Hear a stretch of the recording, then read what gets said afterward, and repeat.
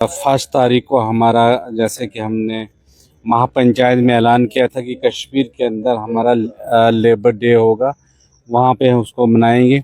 लेकिन कश्मीर के अंदर जिस तरह से आतंकवादी हमला हुआ और हालात इस वक्त सामान्य नहीं है, तो वो देखते हुए उसको हमने फ़िलहाल कैंसिल किया है।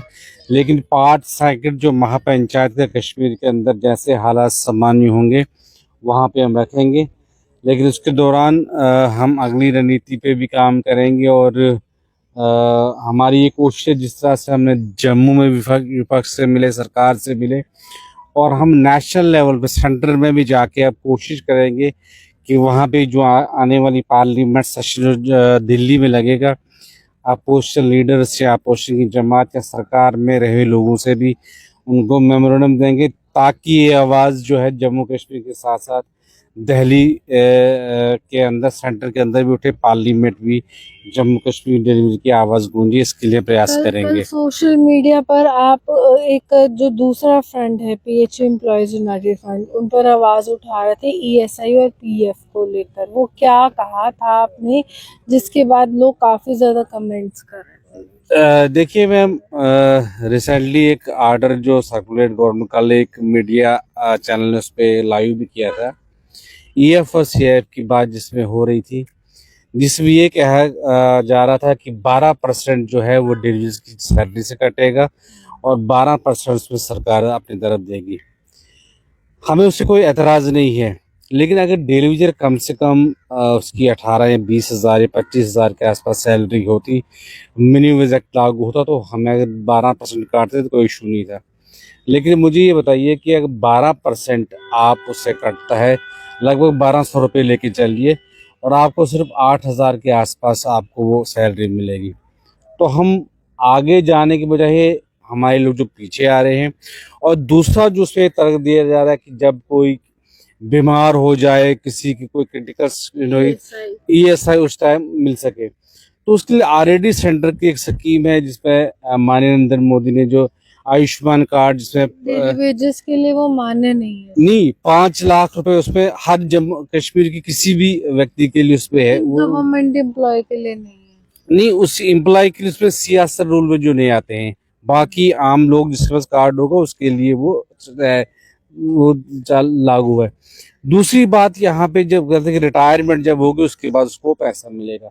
मुझे मैम एक चीज़ बताइए कि जब जीते जी या सही हालात पे रहते हुए हमें पैसा नहीं मिला, हम अपनी फैमिली का पाल पोषण नहीं करते, तो उस ऐसे सीएफ और पीएफ तो हमने करना क्या है? तो ये जो इस वक्त 9,000 लोग ले रहे हैं, अब उनको 8,000 पे लाना, तो मुझे लगता है कि इसका हम कड़ी मजम्मत करते हैं। और हम जो हमारा जो टारगेट है, देखिए वो लोग जो एक टारगेट लेकर निकलते हैं कि हम pending salary, minimum wage act और उसके अलावा रेगुलेशन पॉलिसी, तो वो कहीं मुद्दे ही नहीं नज़र आ रहे हैं आज। तो जिस तरह से 30 तारीख को कहा गया था कि पहली किस्त अकाउंट में आएगी, तो मुझे लगता है कि वो कहीं पे किस्त आई है और लोगों को वहाँ से निराशा का सामना करना पड़ा। तो इसके ऊपर अब Jammu Kashmir casual labour fund आने वाले दिनों में एक मीटिंग हम ऑर्गेनाइज जम्मू के अंदर कर रहे हैं, और एक रणनीति के तरीके से हम जो है इस पे आगे आवाज़ उठाएंगे। ठीक है, कोई लड़ाई अपने तरीके से लड़ रहा है, लेकिन डिलीवरी को कोई नुकसान ना हो, ये हमारी जिम्मेदारी है। आपको वो 6 महीने की कमेटी पर विश्वास नहीं है? नहीं, कमेटी तो मैम अपनी जगह पर बनी है। कमेटी लगभग 2 महीने तो कमेटी को हो गए हैं। कमेटी ने क्या उस पर किया, उनका भी एक संज्ञान लेंगे। हमारे आने वाले दिनों में चीफ सेक्रेटरी से भी मीटिंग हो रही है। उसके साथ साथ हमारे ऐसे लोग लगभग 2,000 के आसपास ऐसे लोग हैं जो अभी ऑनलाइन नहीं हुए हैं, कुछ ऐसे लोग हैं अभी जो पोर्टल से बाहर हैं, और 60,000 के जुमरे में वो है। और साथ ही साथ ऐसे काफ़ी इश्यूज और हैं जो सरकार को वन टेबल पे हल करने चाहिए, लेकिन सरकार कहीं न कहीं इससे फेल हुई है।